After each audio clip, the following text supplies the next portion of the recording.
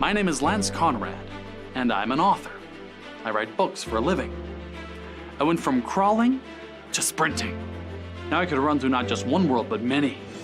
Live not just one life, but hundreds. He wants to marry her. He'll have to come to Tetron. How about a nice spoiled cousin who bullies him all the time, right? What if these two characters fell in love? What if these two characters fought to the death? Show me him standing up against an entire army single-handed.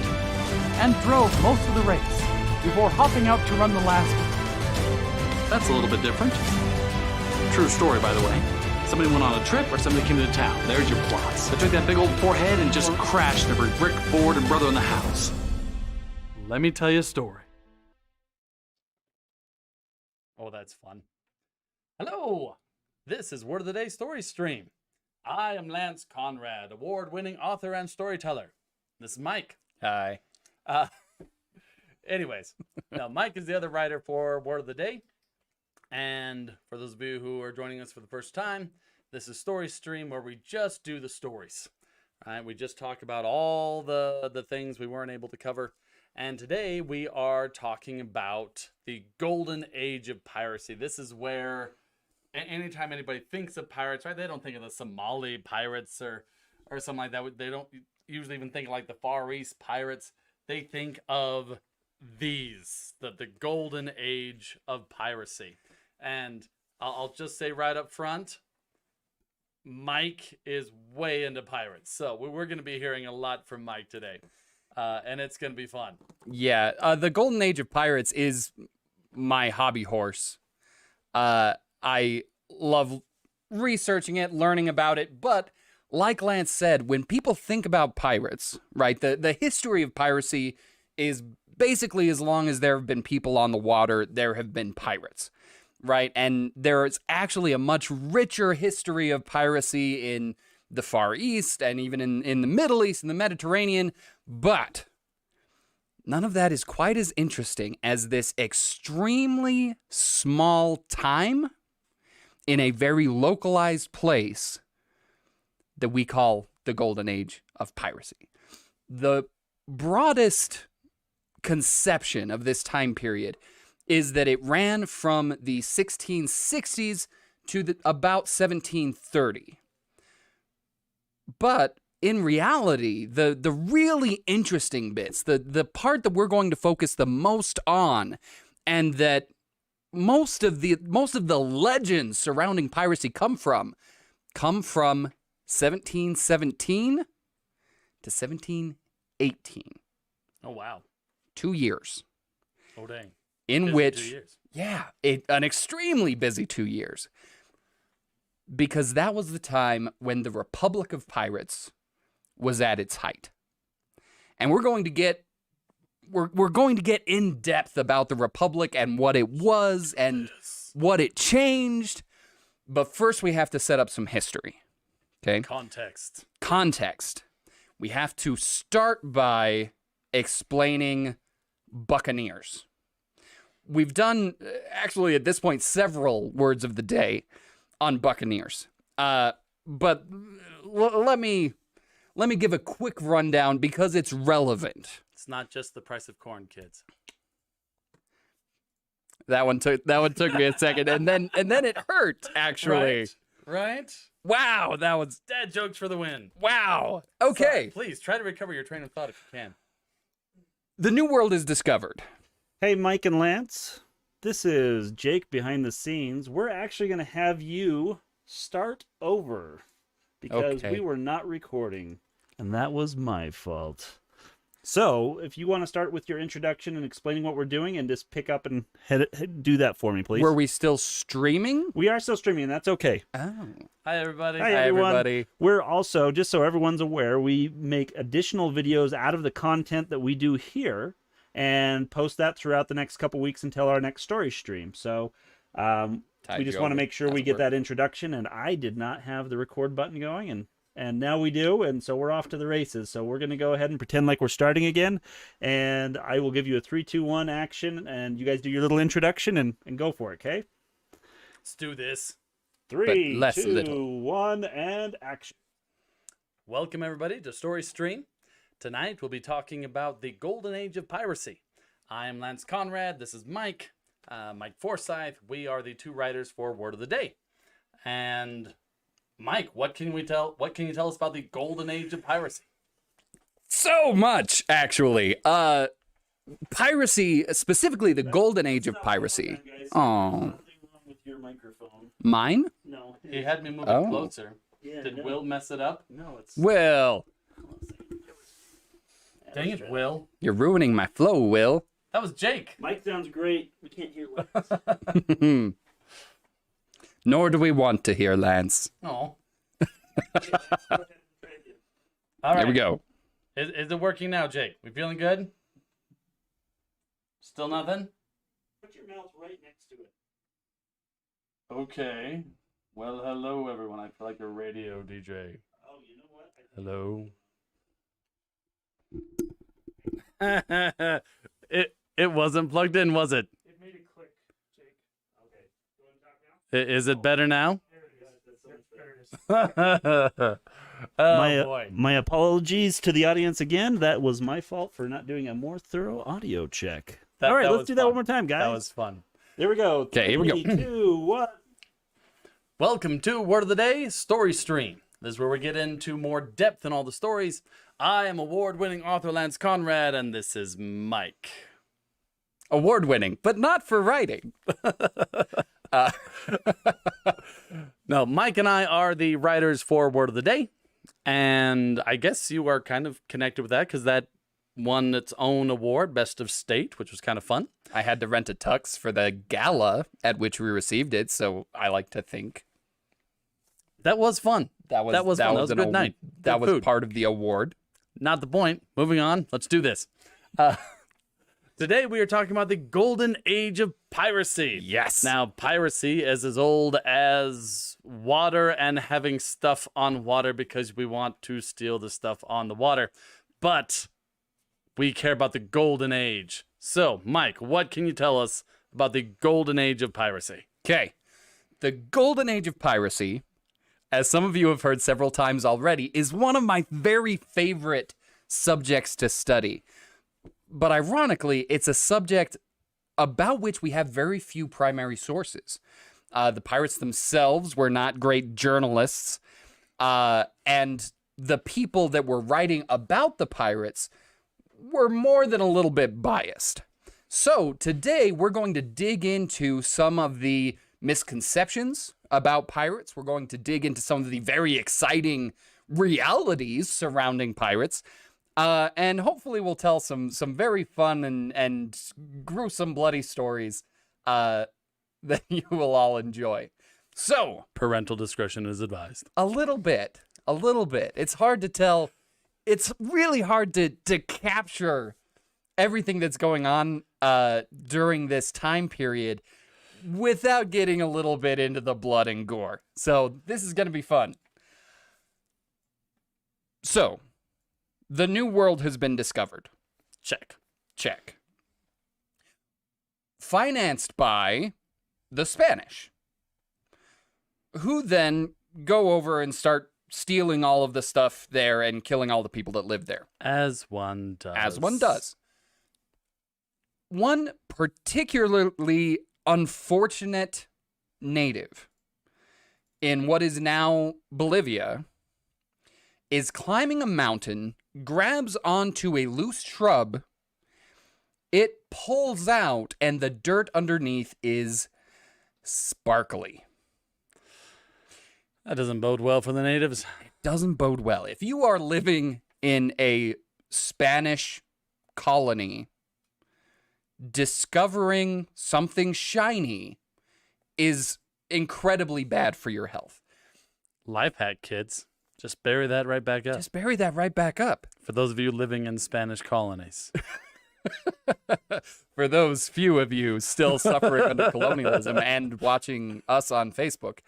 We actually want to hear more about your story, by the way. If that's actively going on, let Yes. us know about that. Anyway, Yes. sorry, as you were saying, gold, Spanish. The mountain was called Cerro Rico, if my Spanish pronunciation is anywhere close to right. And the town nearby was called Potosi. But over the next few years, the locals began to call it the mountain that eats men because of how brutally the Spanish worked the people there. But what came out of it was starting in 1535, they set up a mint in Potosi and cranked out 2.68 billion with a B pieces of 8. Oh, dang. 2.68 billion of these 8 reales coins. This shook the entire world. This was a treasure haul like had never been seen before and really has not been seen since. So they've got to move all of this back to Spain, which is where the piracy starts happening. I'd consider it myself. Yeah, well, that boat is full of gold. Gold and silver, mostly silver, and sometimes, to be fair, it wasn't always silver like the pirates hoped. Sometimes they would adulterate their silver shipments with this other metal that was also there in abundance, and they would just mix it in, hoping that no one would notice. That'd be electrum? Yes. Better known today as platinum. Those sneaky Spaniards were sneaking platinum into their silver. Sneaky devils. So there was just a huge amount of wealth coming out of the New World and going back to Spain, and from there to everywhere. The piece of 8 becomes the new global currency. Well, and when I say new, the first ever global currency. It went everywhere, right? As far away as China, and thoroughly inundated all of Europe, and of course, locally in the Caribbean. I'm going to say Caribbean. I know that some people pronounce it Caribbean. I don't know which one is correct. I have been yelled at for saying both. So I'm going to say Caribbean for the remainder of this, and I hope that doesn't hurt anyone. So, this is what fuels the piracy that goes on here. The Golden Age of Piracy. The Great Golden wealth. Age of Piracy. Great incentive for piracy. Okay. We already have a question up in the comments saying what exactly is a buccaneer, and I am glad that you asked. The price of corn. Not the price of corn. Okay. All of this treasure is moving back and forth, right? And a small community forms on the island of Hispaniola, okay, which is one of the bigger islands. This community forms, and it's made up of various outcasts, right? So we have escaped slaves, we have escaped indentured servants, we have shipwrecks and maroons and deserters. We just have all of these people who can't get back home for whatever reason. Flotsam and jetsam of humanity. The flotsam and jetsam of humanity. They have nowhere to go. And because you can't get across the ocean on a canoe, you just can't. So they set up this little colony on the island of Hispaniola, and they start poaching cattle. The Spanish had brought over cattle, set them loose on the island. They had gone feral. They start poaching all of these cattle, and then they would dry out the meat and sell it to ocean-going vessels, because you need a lot of food to make it back across the ocean, especially if you're moving a bunch of people, like, say, the crew of a large ship. So they're making a bunch of money, and they're actually doing pretty well for themselves. So much so that the Spanish notice.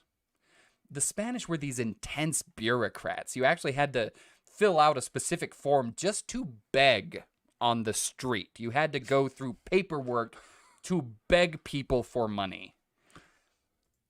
So they notice that all of these ships that used to stop in at their ports to refit before going back across the ocean are now buying less food. They know that something's up. They go out into the forest and they discover all of these people, all of these poachers who have been cutting into their profits, and proceed to hunt them like cattle themselves, and drive them off of the island. They flee to the nearby island of Tortuga, which you may have heard of. Yes. Tortuga, and to Port Royal on Jamaica, which is also would become a very famous pirate haven. They run away and are kind of camped out there. The English have gotten a foothold in Jamaica. They actually intended to take more and failed utterly, but were able to just carve out this little corner of the Caribbean to hold on to. And that's where a very important figure arrives. His name is Henry Morgan, and he actually came over with the English invasion force. He's this young Welshman. He comes from a family of mercenaries, actually. And he's known for being very courageous, for being very intelligent, and he has accepted a commission as a privateer. Now, we should, since this did come from a vocabulary show, let's define what a privateer is. Lance, would you like to define a privateer for us? Absolutely. Privateer is, let's say that my country is at war with your country. Conradia versus Forsythia, got it. Awesome. Of course, now I'm thinking about Forsythia, the plant. Not the point. Moving on. It could be a plant. So yes, my armies are fighting his armies. But meantime, there's all this other stuff going on. Just the regular, trading, merchant ships, things like that. Photosynthesis, blooming. Yes. And so I give a license to some of my private citizens. These are not soldiers. These are not part of my navy. These are not officially tied to the government. But I give them a license to go and steal his stuff. I get Very a cut. rude. And it essentially helps wear down his ability to make war. Right? And so I have these privateers. And yeah, they are essentially state-sponsored pirates. I'm saying, yes, go. Steal his stuff, kill his sailors, all good stuff.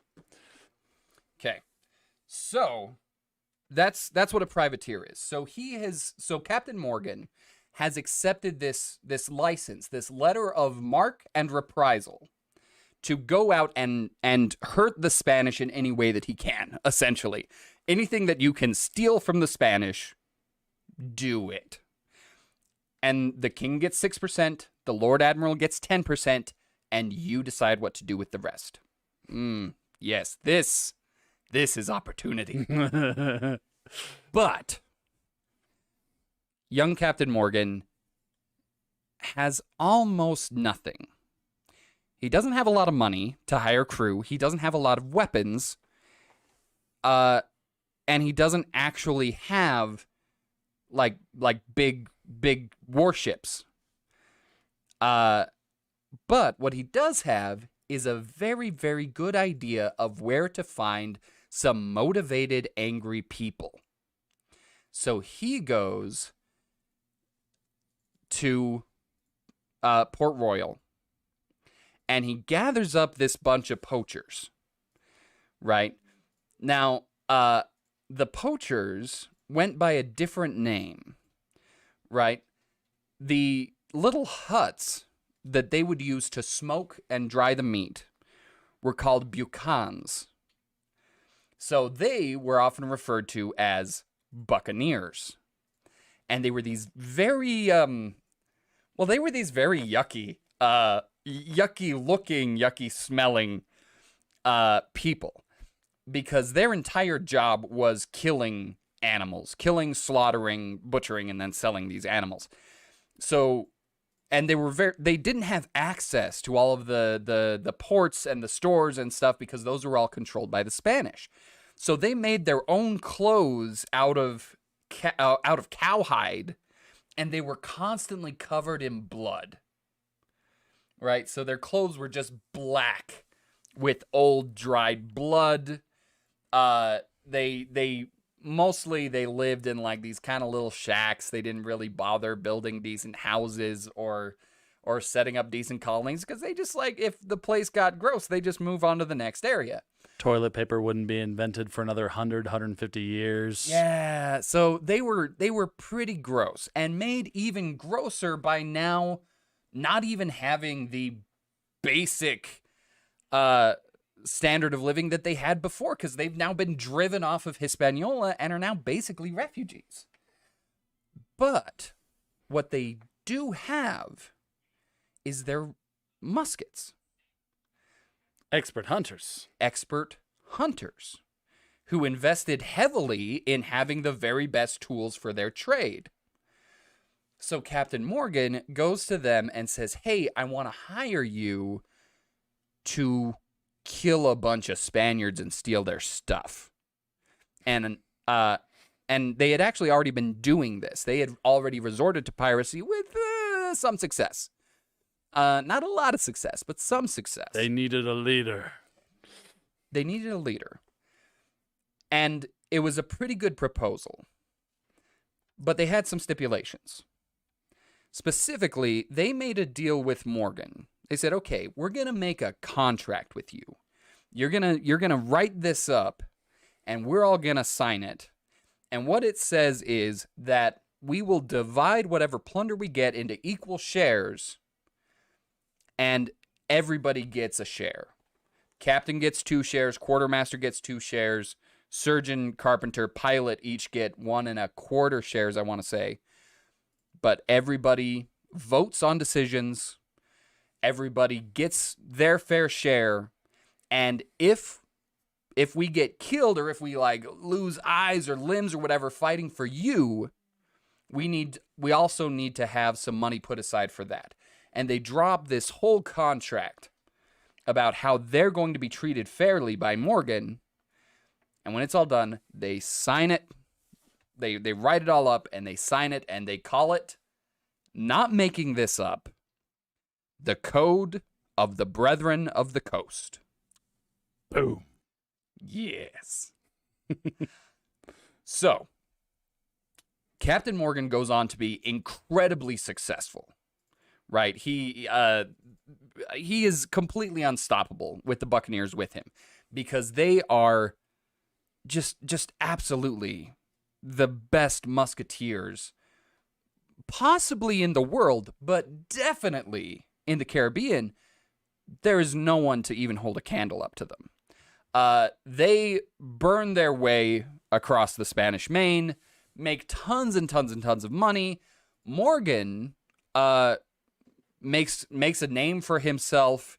He is appointed lieutenant governor of Jamaica, and then stomps out all the pirates. Well, you can't have those around. Because we can't have those around. Because Morgan was never a pirate. He was a privateer, and he prided himself on being a privateer. So as soon as he got his, and the Buccaneers now have helped him achieve his dream, a lot of them turn around and try to go pirate, and he butchers them. He kills them, hangs them. He is having none of that. And piracy gets more or less stamped out for the next 60, no, not 60, for the next 50 years. I can do math. He's an engineer. I'm an engineer. About 50 years later, piracy is on the rise again. Politics in Europe have been kind of up and down. There's been a lot of wars going on, various privateering expeditions, but in 1715, a few very important things are happening. Peace has broken out, and so all of these privateering jobs that used to exist suddenly dry up. So we've got a whole bunch of people who used to be sailors on these privateering ships who are suddenly left without a job, and many of them are also stranded in the New World. That's not a great situation for them to be in. The other big thing that happens is the Spanish treasure fleet takes off, and they're lugging just chests and chests and chests of silver and gold and pearls and rum, and a hurricane hits. And almost the whole treasure fleet is sunk off the coast of Florida in shallow water. Feeding frenzy. Sharks and pirates. A feeding frenzy ensues because you've got all of these sailors who are now penniless and can't make it back home to Europe. And even if they did, what are they going to do once they get there? The life of a sailor at this time is a nightmare, and we are going to get to that. But it is the level of nightmare fuel that was a sailor's life at this time is hard to put across in a PG-13 way. So they can't quite get back to Europe, and even if they did, conditions are awful. So instead, they go into the treasure diving business. And so you get all these sailors, and they go down, and they actually literally, this is the equipment they have. They would get a big rock and hold on to it and let it carry them to the bottom, grab whatever stuff they can, and then, have their friends haul them up with a rope or whatever. This is the that the doesn't kind of usually operation. make it into the pirate movies. Not so much. It did make it into a video game. In Assassin's Creed Black Flag, you can dive, but in that one you have like a diving bell and stuff. They did not. They had rocks and ropes. Because again, they were super poor. Were past tense, because they find so much treasure. There's just tons and tons and tons of treasure. And in the middle of all this, you have two very idealistic young men, Sam Bellamy and Benjamin Hornigold, right? Young sailors, ambitious young men, and they're idealists. They have this idea that things don't have to be this way, that captains don't have to be these tyrants that beat their crew and torture their crew, that things could be better. So they go to the Bahamas with their newfound wealth to a town that had actually been destroyed by the Spanish. Well, it had kind of gone back and forth several times. The different European powers took turns destroying this town, the town of Nassau. They go, and they've got a ridiculous amount of money. It was like 10,000 pounds or something in a time when sailors made like 12 pounds a year. Right? So they've got this disgusting hoard of money, just so much money. And they kind of spread the word around that they're going to start a new colony on the island of Nassau. This is 1715. They show up, and they start gathering in all of these people who have been kind of abandoned or stranded in the Caribbean. And once they get all these people together, and they've got all this money, and they've started doing all this stuff, they get this idea. What if we formed a republic? Right? Not a monarchy, not we don't want to have a king. We're going to have a republic where everybody can vote, and where we'll set up this new idealistic world where there are no kings and no queens. And you know what? what if we paid for this republic by stealing from the European kings? Theft utopia. A theft utopia. A pirate republic. The Republic of Pirates. And they do it. And they're successful. Over the next 2 years, they cause so much mayhem with European shipping, right? They capture so much gold and so many trade goods and so much silver and cause so much destruction and cause so much discontent among the poor and especially among sailors that the King of England, at the suggestion of one Woodes Rogers, decides that he's got to do something about it.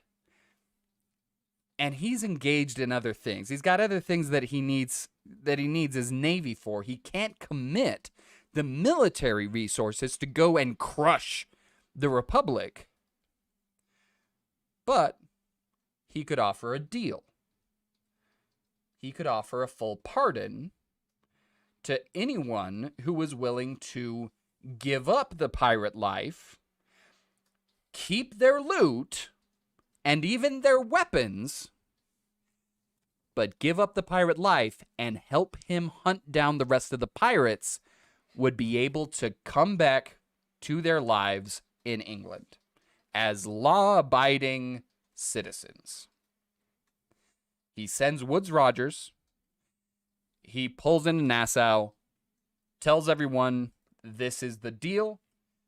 You can accept a full pardon, keep your loot, but you have until September of 1718. That date might be a little bit off. You have until September of 1718 to turn yourselves in. And he basically stands back. Now, in a better world, the pirates would have said, "No, never! We shall ne'er be fooled again!" But that's not what happened. Benjamin Hornigold, the very idealist that started the Republic with Sam Bellamy, convinces about half of the pirates to accept the pardon, and they turn on the rest of them. Everybody scatters or is killed. A lot of them end up taking the pardon when they see that the Republic isn't going to recover, and things just kind of fizzle out. So really, often you'll see people refer to the Golden Age of Piracy as reaching from the 1660s to about 1730. But really, this whole story happens predominantly in 1717 and 1718, and that's it. Right? The entire Golden Age, all of these legends, right? All of this pop culture that we have surrounding pirates, all of that was generated in just 2 or 3 years. Right? If we go back as far as 1715, even though they were just kind of getting started, and go as late as 1720, we're still only looking at 5 years. But the effect that it's had on world history, on pop culture, on literature, on poetry, was astronomical. Because for just a few years, you had this group of poor, mostly uneducated people who said, what if we did things different? What if we pursued these ideals, whatever it costs us, right? Under the cover of our own courage, as Sam Bellamy put it.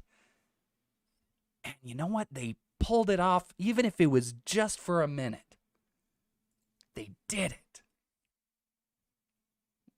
by way of a whole bunch of violence and bloodshed. I was about to say. And that's actually what makes it even more appealing, is that it's a lot of fun to talk about. So, Equality, liberty, thievery. We live by the ideals of the brethren. yes.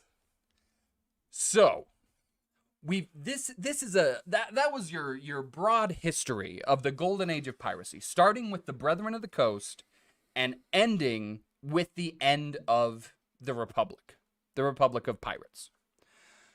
So, now we're going to jump into some of the specifics of what was going on, what the reality of it was, and we're going to talk about some myths and legends. But first, let's see if there are any questions. And we're going to take this slight break where they're just going to see the story stream logo. Okay. But we adjust one little thing. But yeah, you guys can talk to it. They'll be able to hear you. Okay. Okay, so they're seeing the logo and we are answering questions. Okay. You might just need to talk maybe a little bit while you're so into it. Okay. What's a Buccaneer? We kind of covered that. Are we talking the Pirate Bay yet? Are we talking the Pirate Bay yet? Pirate Bay was Website. It's a website. I'm not sure we're talking about that kind of different. piracy. Different kind of piracy.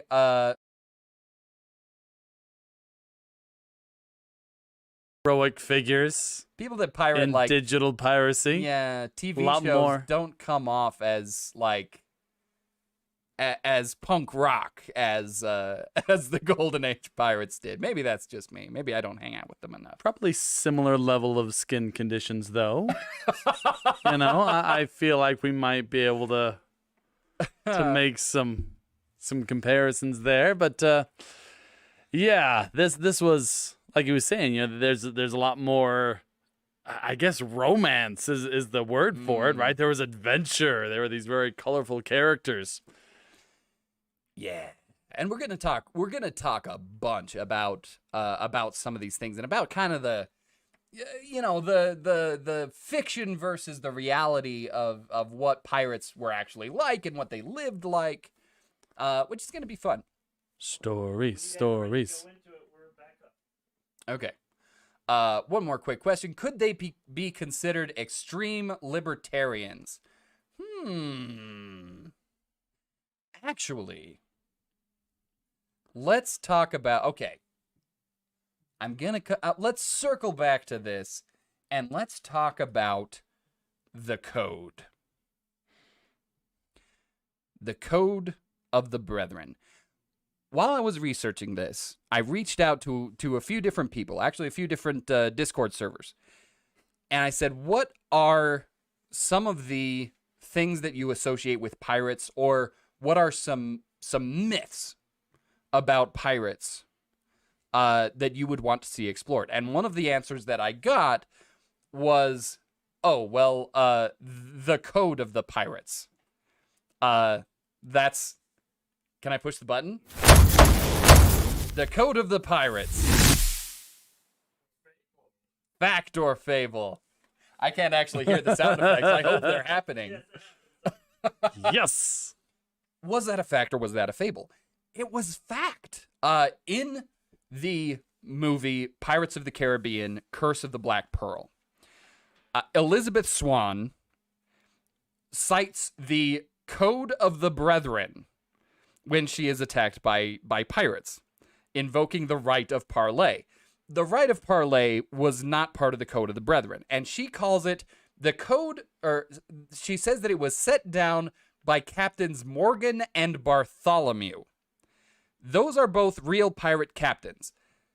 They were active 60 to 70 years apart. Captain Morgan was long dead by the time Captain Bartholomew Roberts came along. So not everything that you saw in the movie was factual. No. And there wasn't anything about parlay in there. But the Code of the Brethren was a real thing. Starting with the contract that Captain Morgan drew up with the Buccaneers. to get them to come with him to raid Spanish settlements and take down Spanish ships. But based on that initial contract, pirate captains that came after would do a similar thing. They would sit down after they put out the recruiting call, right? They would say, "I'm planning on going out on a cruise, and I would like a bunch of people to accompany me." He would gather up a bunch of people and pick out the ones that he wanted, because there were a whole bunch of people that wanted to get in on this action. And so they would all gather together and they would draw up a code for that cruise. And it would include a whole bunch of things specifically to limit the powers of the captain. A captain was necessary because if you're going into battle, you don't have time to put everything to a vote, right? You don't go like, all right, chain shot or grape shot, raise. No, okay, chain shot first. Okay, now maybe just no. At that point, you are already dead. So they had to have a captain, but they hated the idea of someone having absolute authority over a group of people. Because it did not always go well, and many of these sailors already had experiences of ship's captains torturing, murdering them, cheating them with no consequence at all. Yes, this is during the time the impressment system had already started and was in full swing in England. Lance, are you familiar with the impressment system at all? Yes. Because I've told you horrible stories. Yes, once, that's why I kind of about it. pre-cringe here. But generally speaking, you could think of it like almost a form of slavery. Impressment was a major part of the War of 1812. Right, a lot of it started when the British were impressing American sailors. You could just stop a ship, or you could just go into some port and gather up some guys and put them on your ship. And by the way, I'm making this sound really, really soft. These impressment gangs were absolutely brutal. Yeah, if you've heard the term press gang, like if someone's being press ganged into something. It means they're being coerced. They are literally being dragged, kicked, beaten into submission. Right. So yes, these survivors were dragged to the boat, and they worked for the Navy now. Right? Congratulations, you're a sailor. Don't worry about your life back home. You're a British sailor now, and you will continue to be a sailor until you get lucky enough to get back ashore. There were actually captains would have agreements. They would send ahead and have agreements with other captains to grab flight risks before they came into port. So they would be coming into the harbor and have another ship pass them and would drag the sailors that they thought were going to run as soon as they got back into port, and would drag them onto an outgoing ship so that they couldn't get home. This had the added benefit of not having to pay them. You only get paid when you get back ashore. If you stick them back on an outgoing ship, now their contract is with that captain.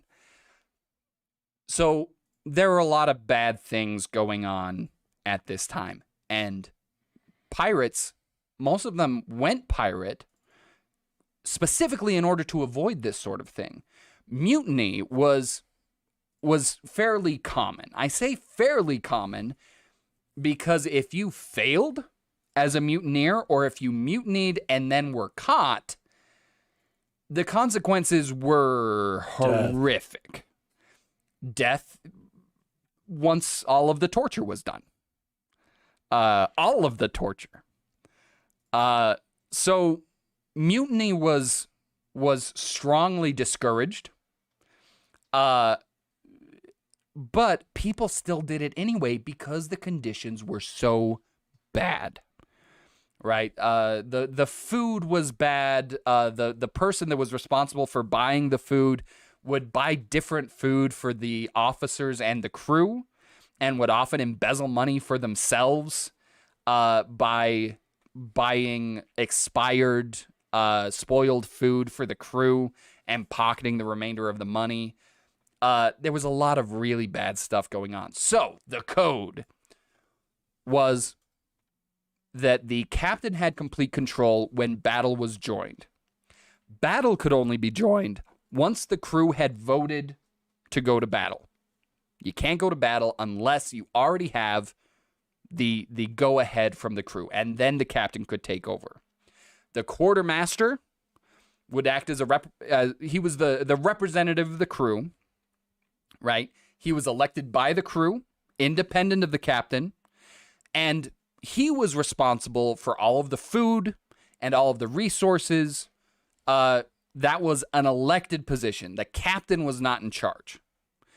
Often the captain was not allowed to have his own quarters. He had to sleep among the men. When they weren't in battle, the captain worked alongside the crew. So let's see, other tenets of the code. There was a social security and insurance sort of a policy.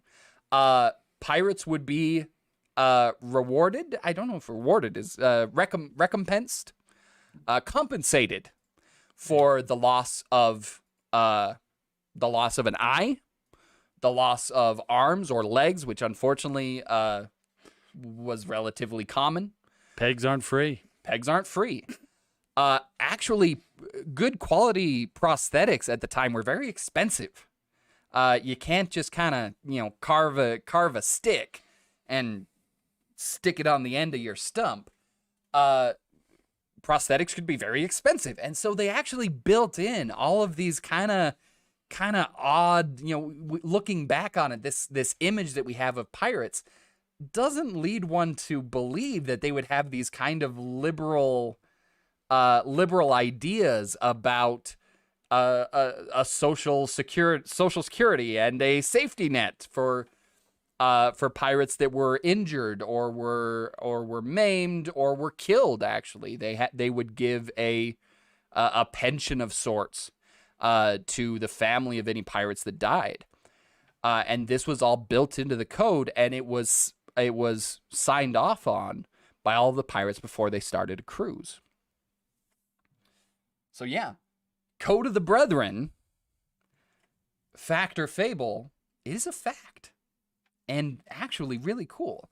Some of the broad principles of the Code of the Brethren actually went on to inspire the democratic fervor that led to the American Revolution. They became these kind of folk heroes along the eastern seaboard of the United States, and especially in these small towns. One piece of 8 had the spending power of about $50. Right, so you would have pirates that would find literal chests of these things, and they would just pull into a small town, and you can imagine the effect that would have on the local economy. Well, there was also a lot of trading that went on from the British colonies that would become the United States of America. They would send traders down with, food, supplies, all these things that they weren't able to get on their little island in exchange for this gold. So there was a lot of back and forth actually between those early Americans, you could call them, and these pirates, right? Even though the pirates were, terrorizing the merchant ships, there was still a steady trading flow between the British colonies in America and the Pirate Republic of Nassau. Yeah. Sam Bellamy, who we mentioned earlier, he kind of partnered with Benjamin Hornigold to found the Republic. Samuel Bellamy referred to himself as the Robin Hood of the seas. Not kidding, like 100% serious. And Did you give yourself this name? And his men were actually on board with it, right? This wasn't an eccentric captain that the crew just kind of, they humor him. Oh yeah, he thinks he's Robin Hood. They called themselves Robin Hood's men. They really believed in this, and they would actually go and visit these towns up and down the coast and become heroes to some of them. Some of them they would blockade and terrorize. But in a lot of places, the pirates were heroes. So that's kind of cool. Now, should we talk about pirate strongholds? Or should we talk about torture? Well, hard to say. But I will say that we are down to about our last 10 minutes We are? of the hour. Oh, yeah. Yep. Oh, You've been talking for about 50 minutes. oh boy. All good things. All good things.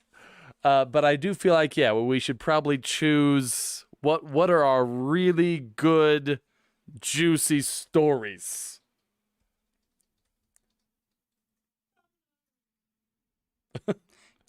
You brought a prop. I did. I feel like we should hear that. Okay. And then maybe we could do a pirate myth lightning round to finish out the live stream. All right. So, there was something that you mentioned during the pardon. You said about half took the deal and about half didn't. Okay. What would you say was one of the defining differences between those who took the pardon and those who rejected it? As someone who has studied pirates a great deal, I would say a love of haggis. Whatever could you mean by that? What I mean is, Blackbeard's ship was named the Queen Anne's Revenge. And that name had a very specific meaning to every English ship that he came across. Because he was? A Jacobite. He was a Jacobite. Yes! And, okay, guys, this is where I am going to start arranging the dominoes. Because we have an actual sequence of events leading up to today's language. You guys ready for this? Because we're talking about the word guys. It has been fascinating within my own lifetime to see that start as a term generally for a group of boys, informal usage. It is now becoming gender neutral, right? You can go up to a crowd of mixed genders and say, hey guys, and that is becoming a rather popular gender neutral term. Okay. Okay. Let's back it up because this is fascinating because this word came from one guy. His name was Guy Fawkes. Oh. Right? Remember the 5th of November, the gunpowder treason and plot. I know of no reason why the gunpowder treason should ever be forgot. Okay. There is our first domino. Guy Fawkes. He was a Catholic who was trying to blow up. He and his conspirators, Catholic conspirators, were trying to blow up essentially the entire British government. Which was Protestant at this time? It was Protestant at this time. Okay. And so they were going to try to blow up Parliament and try to get the king and his family at the same time. One fell swoop. Okay. Ooh, okay. Ambitious. Okay. And so after that, they would have celebrations where they would dress up effigies of Guy Fawkes and burn them. You mean after the gunpowder? Yes, thing after failed. that failed, they found him holding the match, essentially. And, of course, he is executed and whatnot. But then they have this celebration, which goes on to today. I have celebrated Guy Fawkes Day on the 5th of November and burned an effigy of Guy Fawkes. But apparently, it became a common insult. I have British friends. Hi, Fiona, if you're watching. But it became a common thing to have these things be ugly, right? These dressed up guys were ugly and hideous. And so it started as an insult, right? Look at that guy over there, right? Hey, check out those guys. And so it was first an insult for slovenly, ugly men, and then it just became men, and now that word has come all the way to modern times as a gender-neutral, friendly greeting to all. I love language. It is so much fun. But that's just the first one. That's the first domino. Right, that's the first domino. I assumed you had just forgotten to keep setting them up. Okay. No. Okay, I'm on board. I could not resist the allure of how we got the word guys. Guys. Bonus, he would not have called himself Guy. He probably went by Guido or Guido. Just saying. So it's not even the right word. Other people called him Guy. Guido or Guido? Yeah. Okay, Guidos. Well, let's talk about the king. Okay. Okay? Which this? Exactly. Exactly which king. King James the First or Sixth. Depending on which country you were from. If you were from Scotland, this was James the Sixth. You've already had 5 Kings Jameses. Okay? But this James lives long enough to have his cousin Elizabeth die, and he assumes the English throne. Right. And becomes the first monarch, essentially, to be over both countries of Scotland and England. For you Shakespeare fans out there, this is the fulfillment of the witch's prophecy in the bloody Scottish play Macbeth. Oh, yes. By the way, one of the reasons I was in here, King James, our second domino, way into witches. Yes. And concomitant with William Shakespeare. Yes. If anything, his reign was something of a golden age for English literature. He would patronize a lot of the great artists and authors and writers and playwrights of that time, including Shakespeare. Sam Bellamy was in love with a witch. Just quick side note. Moving on. All right, well, we'll just leave that there and circle back to it. We can. James is... It's hard to say because in my mind, he was a good king. Okay. He tried his best. Oh, among his literary projects, sponsored the translation of the Bible. The King James. The King James Bible. It was that James Okay. the First or Sixth, depending on how many Jameses you'd had up to that point. But he is Scottish. Yes. And he is also a peacemaker. Okay? People generally don't like this, right? They like going to war with France, they like going to war with Spain, and they love killing Catholics. Right? Yeah. That was a thing at the time. See those Captain Catholics. Morgan. Yes. James wasn't about that. Even after the gunpowder plot, he did absolutely, people say, oh, there were these really harsh penalties brought down upon the Catholics after the gunpowder plot. But worth noting, as harsh as they were nothing compared to what the people were calling for. James was a moderate, and everybody hates a moderate. Okay. But he is, he's generally a good king. Oh, Okay. by the way, I had to look a long time to figure out why the Jacobite religion was called the Jacobite religion. Or Religion? not religion, rebellion. Rebellion and religion. They're close, but not the same. I am back on board. Okay. How do you say James in Latin? Chiago or some variant thereof. Try Jacobus. Jacobus. Heck yeah! James James becomes Jacobus, and his reign was referred to as the Jacobean era, and the people who were just so gung-ho were the Jacobites.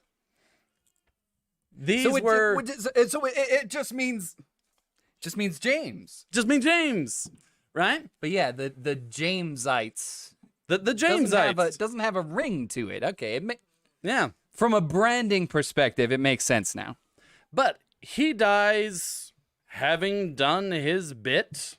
There is one other thing he puts into play, though. He writes an entire book, he was a writer himself, on the divine right of kings. I am king because God wants me to be king. And this leads him to conflict with Parliament. Can't imagine Because if Parliament says one thing and the king and God say something else, well, you're outvoted, Parliament, and go away. And he often just told them to go away. And he pulled it off because he was a peacemaker, actually managed to have low taxes because of the whole no war thing, or very little war. I mean, some war. Gotta have some war. Some war. A little bit of war, but much less war. But yeah, he generally pulls it off. Then we have his son, Charles I. Okay? Also believes in the divine right of kings, but not quite the pacifist his father is. He gets together with a guy, Buckingham. I don't think that was his real name. I think it was part of his title, but everybody calls him Buckingham. And they say, let's go fight the Spanish. And they get their butts kicked. Let's go fight the French. And they get their butts kicked. And all of a sudden, somebody saying, I have divine right to be king, and starts pushing Parliament around, isn't very popular. It goes to war. Oliver Cromwell, some of you might recognize that name, leads the armies of the Parliament, and Charles I leads his armies, and Charles dies. Oliver Cromwell then proceeds to essentially rule as dictator. Parliament did not then get a nice democratic situation. They got Oliver Cromwell instead. Quick side note. Cromwell sends an invasion force to the New World to try to take the island of Hispaniola, fails, and instead takes Jamaica. Boom. Don't you see how it all comes together? Isn't it fun? Anyway. And one of the people that he sends is Captain Morgan. There you go. Captain Morgan was a young man as part of that expedition. Okay. So, they put up with Cromwell for about, 9-10 years. Right? At which point, Parliament goes to Charles, son of Charles. Right? Okay. The beheaded guy. His son would be his heir. He leaves the country because of what, the beheading and whatnot. Charles Charleston, got it. Charles Charleston. But Cromwell dies, and Good. Parliament is like, hey, Charlie boy, we may have been a little bit hasty. Why don't you come back and be king again? And Charles II is like, cool. So he comes back. He is the merry monarch. Okay. Lots of parties at the palace. Little bit of diplomacy, right? Has a little bit of granddad's pacifism, and promises the French to convert to Catholicism to strengthen that treaty. Convert to Catholicism. Convert to Catholicism. Okay. So Charles II is Catholic? No, Charles II is Protestant, like most of the rest of his country and the nobles and everything. Right. But in a deal with France, comes up with, to sweeten the deal, I'll convert to Catholicism. Oh, I thought you said France was going to convert to Catholicism. No, I was very confused. France was already way Catholic. Charles is going to convert to Catholicism. Yes. Wow. Okay. The plot thickens. Doesn't get the chance. He dies. Oh. He has fathered lots of children. I think a good even dozen. Oh. No legitimate heirs. Oopsie. Not a one. And so it goes to James II, who is already Catholic. And now, after all this Guy Fawkes stuff, all this anti-Catholic sentiment, they've been warring with Spain, with France, which were both Catholic countries. In the case of Spain, incredibly Catholic, just Yes. aggressively Catholic. Like, pull your eyes out, Captain. They're way Catholic. They're serious about it. They are devout. And now all of a sudden, Britain has a Catholic king and a devout Catholic king. He's serious about it. And so the British kind of like hold their breath for a little bit, just thinking, okay, we can outlast this. And then he has a son, bringing up the idea of a Catholic dynasty in England, and they say no. Now, there were some other things. Obviously, we're oversimplifying a little bit, but essentially we end up with this can't do it anymore. He's trying to press his Catholic agenda. They are pressing back just as hard with their Anglican agenda. Comes to the glorious revolution of 1688, to put it back on your timeline. Okay. And he is kicked out. Okay. At that point, you have a division. And this is the key thing. You have Parliament that then installs their own king and asserts monarchy comes from Parliament. Right. And then you have these Jacobites who say monarchy comes from God. Right. Okay? And so this becomes a gathering place for people who are upset with the British, Catholics, anyone who's ever been abused by the British, which is quite a lot of the Scots. Most of the world at this point. Most of the world at this point. Especially the Scots. But yes, you absolutely have the Scots who backed this line. This was a Scottish line. Ironically, probably shouldn't have. The Stuarts actually weren't all that good to Scotland. In fact, there were a couple of those in there that just outright neglected or abused the Scottish nobles. So, you get lost in the details, but there's still ideas of like, this was one of ours, right? And they got kicked out for no reason, and now we want it back. Yes. Right? And so we start this whole thing. I think you put it best. Hashtag not my king. Yeah. And so you have these pirates, which would have been right around that time, who would not have recognized the English king as king. He was the usurper. Yes, the parliamentary puppet. And so, yes, not a real king, not ordained by God. And so, who What was needs the family his name? pardon? They were the Stuarts. It was the Stuart line. No, that replaced the new kings. I believe after that you had the Hanoverian. The Hanoverians. Yeah, was kind of the dynasty after that. So, yeah, a lot of the pirates, including Blackbeard, Charles Vane, Jack Rackham, Bartholomew Roberts, I believe, were all Jacobites. So when the pardon comes down and they are offered a pardon from the king, their response was, hashtag not my king. Absolutely not. We will fight you to our final breath, Benjamin. What's the knife for? Benjamin Hornigold took the pardon and killed.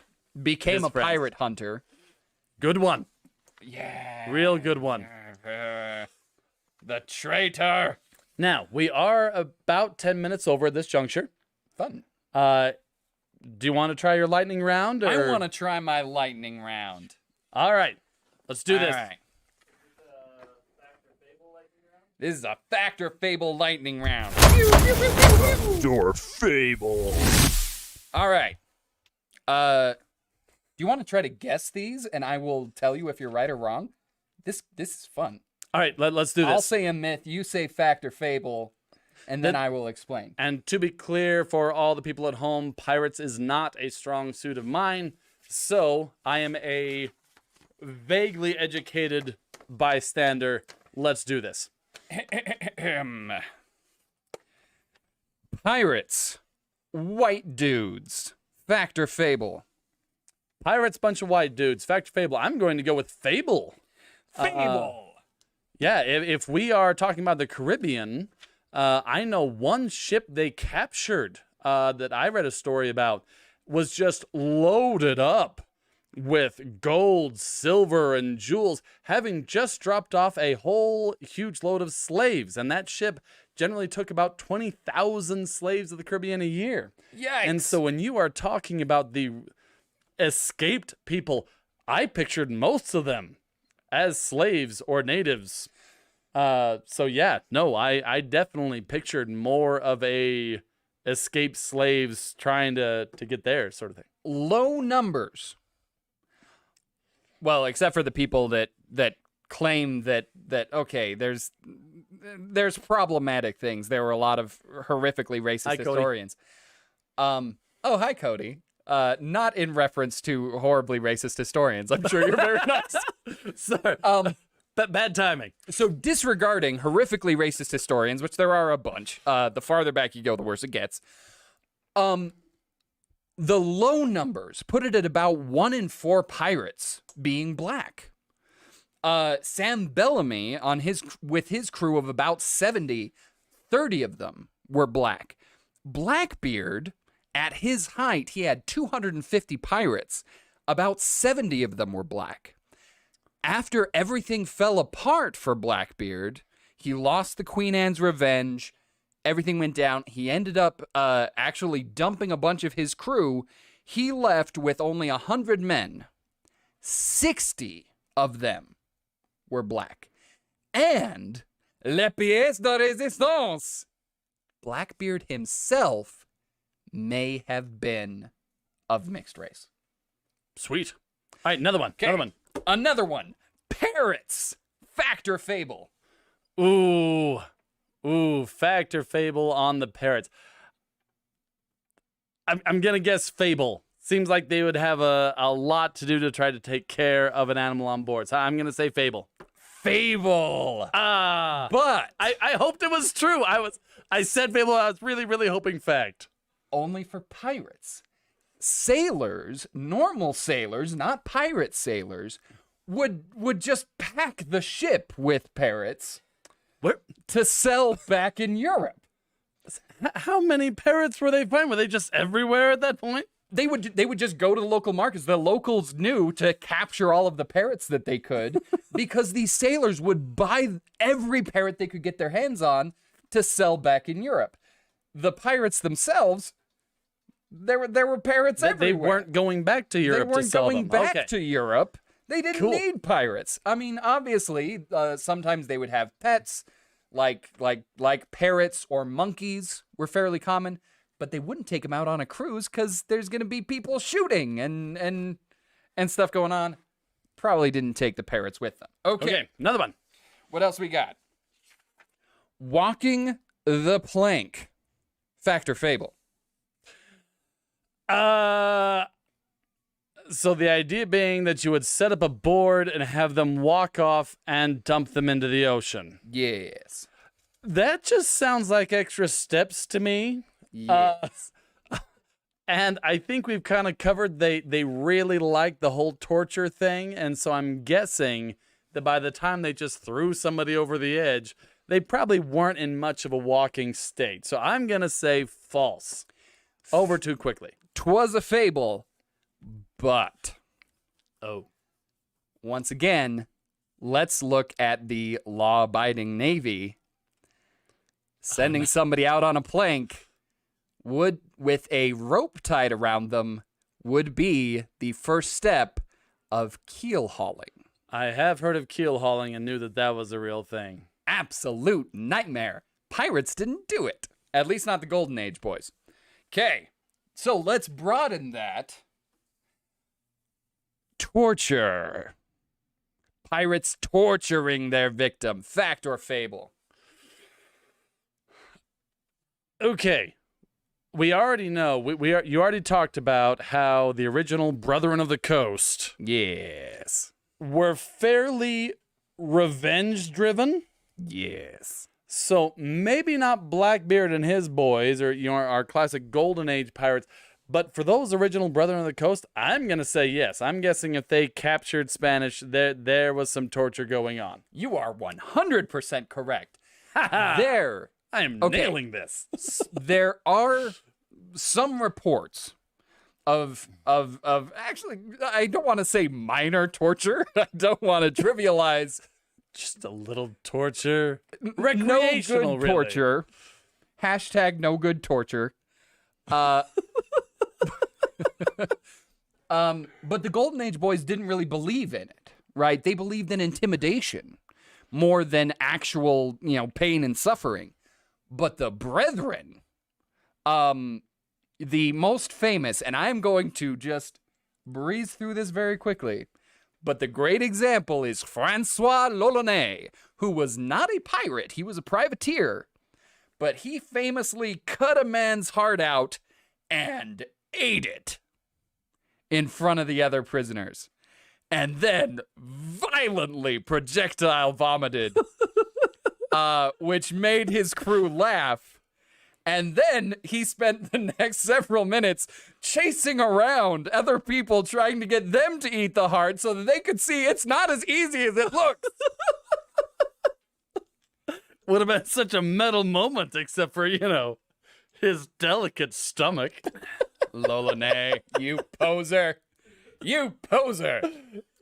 But the Brethren were big torturers. They would do things like they had all of these like dramatic names for it and stuff, like a blade tornado, where they would make them run in a circle with all of the pirates standing around holding knives and inching closer and closer and just giving them little nicks as they went by and just tightening in, right? It all of this like super sinister stuff because How do you even come up with that sort of time?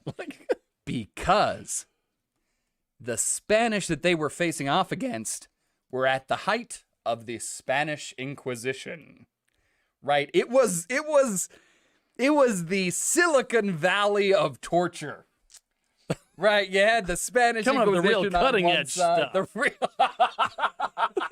the cutting edge stuff.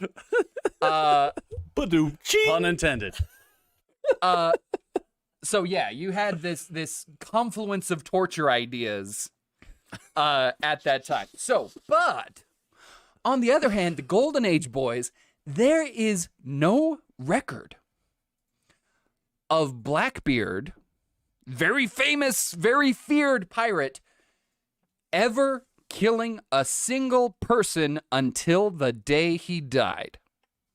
The day he died, he killed a bunch of people. But until that day, there is no record of him or his crew ever killing anyone. Well, his crew, actually, I'd have to check that. But him himself, there's no record of him ever killing anyone because they would just intimidate them into submission. Okay, what else we got? Ooh, I'll do one for you. Okay, let's hear it. Fact. Ooh, you want me to hit the button? I want to hit the button. Can I hit the button? Hit the button. Do it. Backdoor fable. Okay. All right. So, Spanish Inquisition. Hate and torture-filled murder fest. Yeah. Fable. Oh. Real quick. So, Dang it. you start out with Isabella. Oh, Isabella yeah. de Castilla. If you remember when we talked about Saida al-Hura 2 weeks ago, she's the one that kicked out Saida's family from Al-Andalus. Yes. Continuity Yes. between episodes. Good stuff. So they were. It was not just Isabella. It was also Fernando. They actually ruled as true co-monarchs. Ferdinand, you mean? I've always read it Fernando, but sure, Ferdinand. Is it Ferdinand or? I thought it was Fernando. In fact, the song started to go through my head. You know the one. I don't know the one. Ugh, Now you're gonna have to sing it. that seems unlikely. Now I'll never I know actually the song. would. Let's ABBA. Fernando. I don't know. I don't know the song well enough. Anyways, Fernando and Isabella. Well, I take all of my Oh, not that one. I take all of my historical cues from ABBA songs, so you Yes. must be right. Anyways, Isabella was in many ways a brilliant ruler. Okay. And not as bloodthirsty as many people believe. She came in and her older brother had run the country into near ruin. It was a crime-ridden cesspool, and she cleaned it up with the help of how did the name go? La Santa Hermandad, the Holy Brotherhood, a police force which cleaned up the country and kind of helped form the basis of the Inquisition. And then she further consolidated her power by making a deal with the Pope and said essentially, Spain will be all Catholic, but you let us name the priests and other church officials, right? Allowing her essentially to handpick her own clergy and influence with the people, uniting them almost perfectly. She was a very, very devout person. Her older brother was going to marry her off to this old rich dude for his money, and she prayed that it wouldn't happen, and he died almost immediately. Well done. Yes, prayer as assassination. So she was way serious about it. One of those thank you, God moments. Anyway, Wow. so Do you know Harriet Tubman did the same thing? She prayed for someone to die and they died and she was guilt-ridden for the rest of her life. okay, our viewers at home, please do not take these two cases as evidence. Please do not pray for people to die. That's not really a thing. At least don't pray for me to die because Yes, there are at least no two testing instances of it working. Anyways, moving on. So yes, she does force the Jews to convert or leave without their money. Right? Your money is still welcome here, but it was understood that many of them would just say so. Right? Sure, I'm Christian now. Why not? Yay, go Catholics! Or what are we cheering for? Go Pope! Go Pope! Right? Right. And so the Inquisition was started to make sure that they meant it, right? It was an investigating. It was an inquisition. Are you sure you're Catholic now? Right? And so it was a seeking out of the facts. I don't like but this story. Worth noting, in spite of all the religious in spite of all the religious persecution and torture and executions, it was actually, and this is where it'll blow your mind, better than most of the rest of Europe. There was actually due process. Most people called in for an inquisition were notified a month in advance. Oh. The Spanish were some of the first ones to disallow confession by torture as evidence in a trial. They were among the first, and they needed actual evidence. Their execution rate was 2% or less, which compared to other pogroms and ethnic cleansing going on in most of those other feudal kingdoms, it was oddly advanced for its time. Bet you didn't see that Spanish Inquisition coming. Yeah, they actually I get it. that they actually had some actual due process in there. And like I said, versus other witch hunts, if you want to call them that, most other witch hunts had much higher casualties and torture and everything.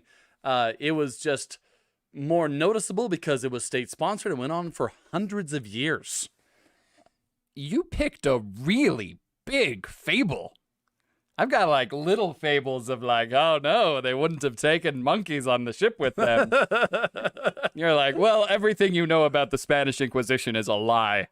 Well, Edgar Allan Poe lied to you. They didn't even know what a pendulum was.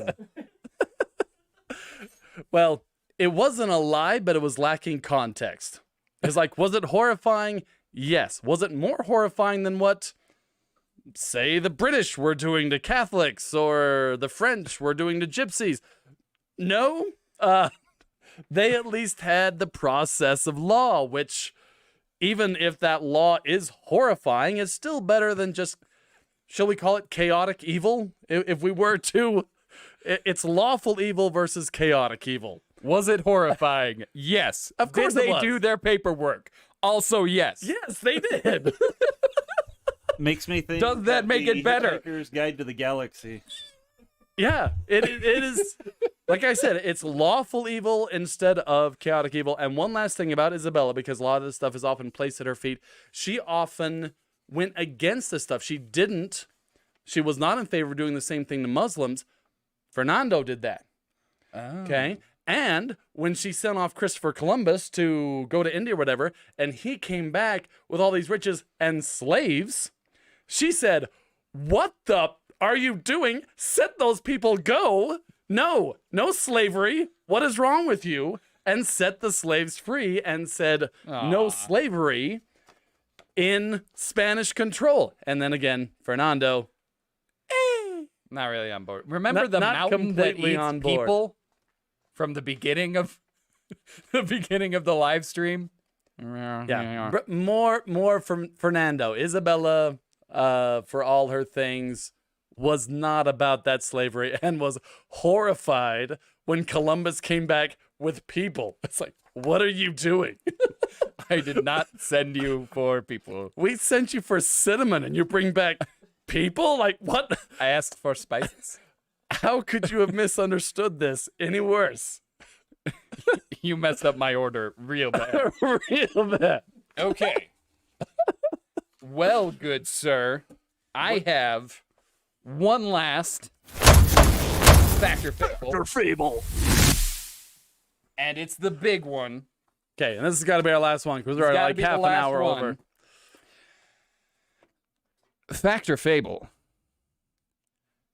Pirates buried an immense buried treasure with a secret map leading you to it. X marks the spot.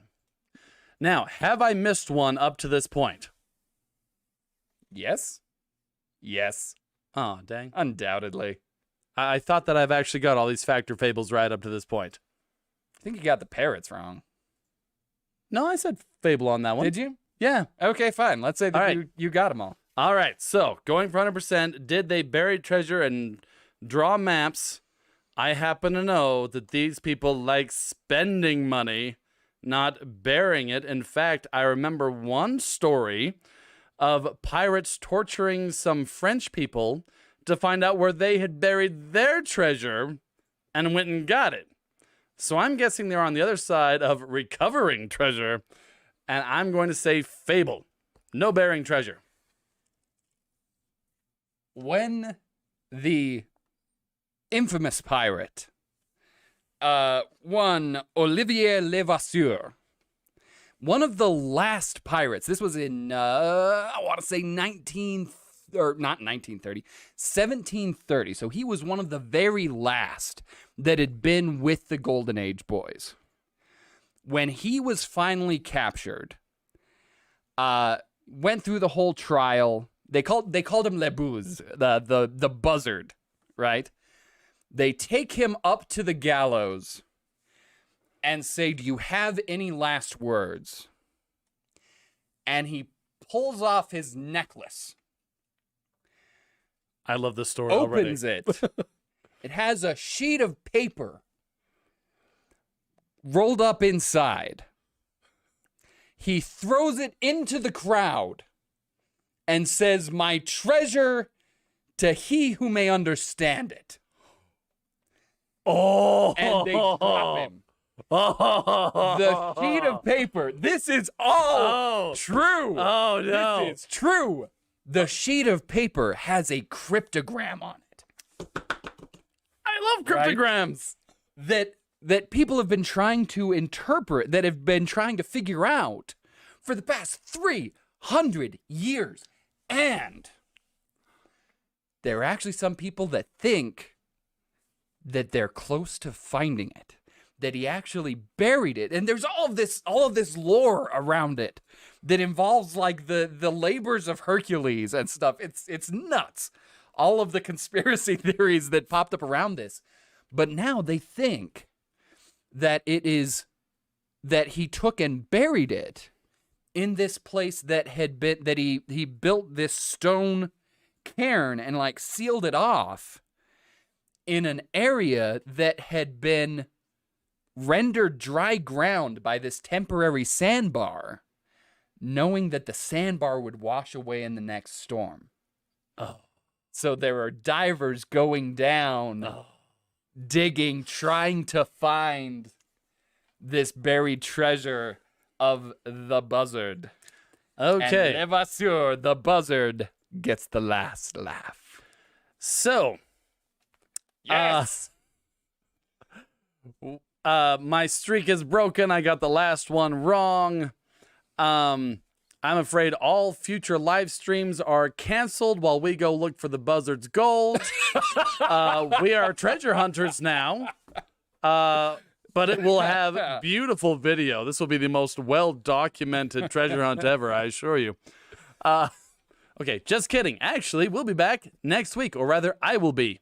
Next week is Ask Lance, where I answer questions from the fans. So this is all about interaction. So bring questions and ask them on social media so that we have some ready to go.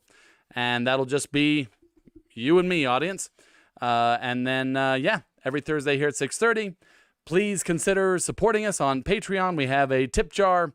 Currently, the only tier we have set up is just $1 a month. And you know what? I think anybody could afford that. So please consider supporting us in this. We're having a lot of fun. We hope you do too. Mike, any last words? Tune in the week after when I will be back, 2 weeks from now, and we are talking about the surprising and adventurous history of dirigibles. Ooh, yes. Aerostats, Yes. everybody. Yes, our next story stream will be on the subject of dirigibles. So yes, absolutely tune into that. And this is very, very important. I want everybody there because we must sway public opinion and funding because I must have a sky island to myself. That is just something that needs to happen before I die. I would like to retire in the skies, my friends. So everybody be there for that in 2 weeks. And we'll all see you next week at 6:30, same time. Thank you all.